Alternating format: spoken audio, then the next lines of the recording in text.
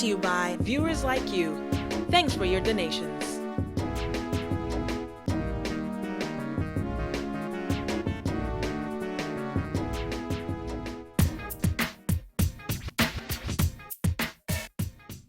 A lot of times when you're doing these projects and you're working as an actor, you go on the set, you put all your work into the character and the moments, and then you go home and you get what's called sort of a post-work blues.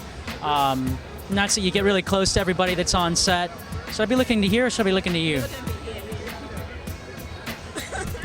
So you sort of go through these post-work blues where now you're suddenly not working with everybody that you got so close to. Because sometimes these projects go on for a year. You get really close. And then all of a sudden it's over. The job's done. And you go on to the next job and you sort of miss people. And the funny thing that happens is that you'll run into people years later and you go, we worked together on something, didn't we? And of course on that project you were like this, but you forget. So what it's like to meet fans is it reminds you of, it's kind of a not a necessarily reminder, but it's just a good indication that the work you're doing is appreciated and that you are doing good work. You forget that sometimes when you go from project to project to project, and it makes you stop back, take a step back, and appreciate the career that you have, and it makes you realize that work you do is appreciated, and it gives you some validity in what you're doing.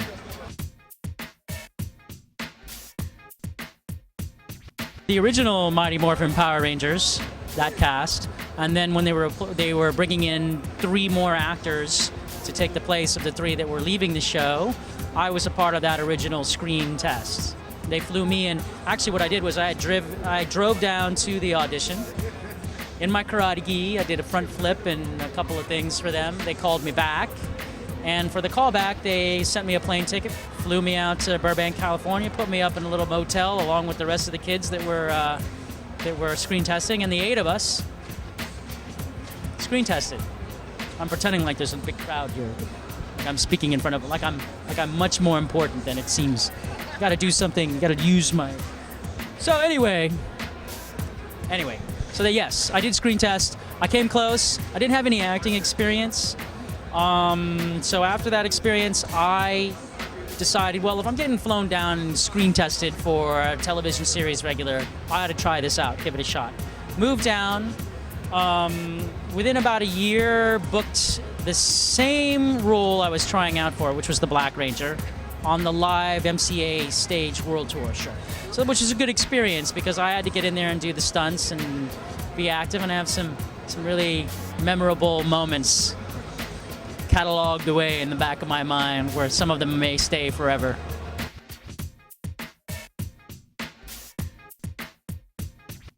Well, there's no stunt school in Hollywood, really. What happens is you get taken under somebody's wing. And a lot of stunt guys or stunt women come out as professionals at a particular sport or skill set. So a lot of them are gymnastics athletes. I was a martial arts specialist, and I competed in fight choreography, so that lent itself perfectly for the industry in terms of doing fight choreography on film and television. And I had gotten into gymnastics. So when I came out, that was right about when The Matrix had sort of become very popular, and then they were looking for guys that had acrobatic and martial arts skill sets. And I ran into and had the opportunity to work with one of Jackie Chan's choreographers, Andy Cheng. He was a part of Jackie Chan's stunt team for a while, and then he broke off and became a stunt coordinator and second unit director, and I became one of his team members. And that was how I sort of got my break into the film industry as a stuntman. At the same time, I was acting. So even after I finished Power Rangers, I went back to work for him, co-coordinating the Scorpion King. And then after a few years of that, I decided, I want to just focus on focus on my acting career. So I broke away from that as a main. It actually took off. It took off like a wild horse because I had the skill set. I was working. I was making a living at the time. And then it just took off. Next thing you know, I was working on these really big budget films, doing a lot, and it's taking 15-hour days. I mean, it's taking 15 hours a day of work and attention. It felt more like 25 hours. I don't know where that extra hour went, but it felt like there was an extra hour in there being squeezed in there somehow. Anyway, so not what I wanted to do, but a wonderful place to cut my teeth on film production. Because of my work as a stuntman, I started to get a chance to meet a lot of the other stunt guys that were working on Power Rangers. And also, the same production company that did the original MCA stage show was putting together another show to tour the country, another Power Rangers show, through Fox.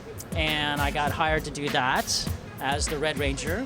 And especially because of my experience doing all of the costume work and doing stunts before, I had a skill set that, was particularly desirable for that role. And what was specifically important about that was that that show was being produced by the directors and the stuntmen from the television show. So by getting a chance to work with them, they taught me a lot about how to do the Ranger acting. I got a chance to let them see who I was. When I finished that tour, they came out actually during the tour to watch some of the Ranger stuff. They were impressed with the Ranger acting I was doing. Word got back. I was flown out to screen test again for the Blue Ranger role. Didn't get it in Lightspeed Rescue. And I think that year they just felt like what I was doing was too intense to be a part of the Ranger spectrum. So went back onto the live tour, finished it, came back, and got the Quantum Ranger. And it turns out what I was doing was exactly what they were looking for in terms of the intensity and the darker backstory with that character. More episodes. No, I don't think there was anything I needed to change about that character. I thought that 10 years later I'd finally gotten a job on the show, and it was worth the wait because, in my opinion, I felt like I got to play the coolest character on the show. That's just my opinion. By the time I got on the show, it was union. The budget was much bigger. The story plots were much more involved, and we were creating a larger percent of the show here instead of taking the footage from Japan. So it was perfect timing for me. I was ready for a show that had evolved as well or grown up. And as an actor, I was able to hone and discover what it takes to sort of carry a show. And like I said, cut my teeth on that particular career field now instead of being just the action guy.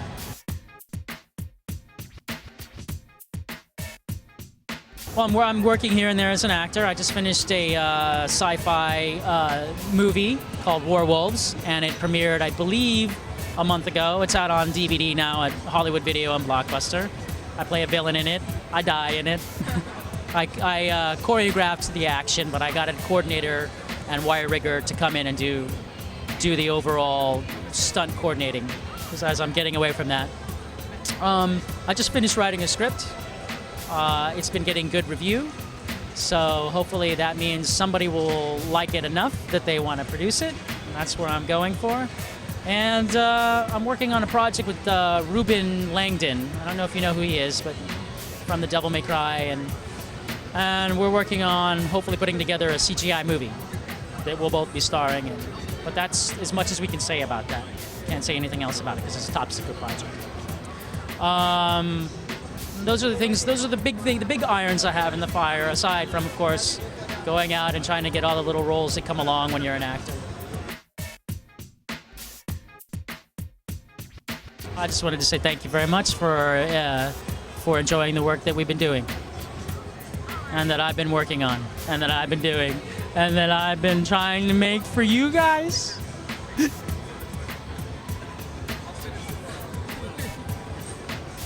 Moment of vulnerability. Hold on. Yes. Anyway, I'd like to say thank you to the fans. Thank you very much. Thank you.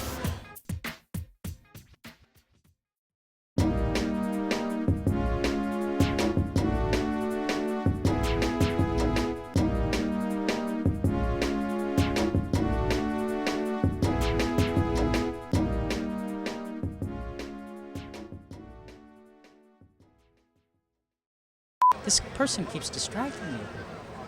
So anyway, what I was saying, no, I'm just kidding. There you go. Is that the end? Does that answer your question? That was a very long roundabout turn and weave through the jungle and back.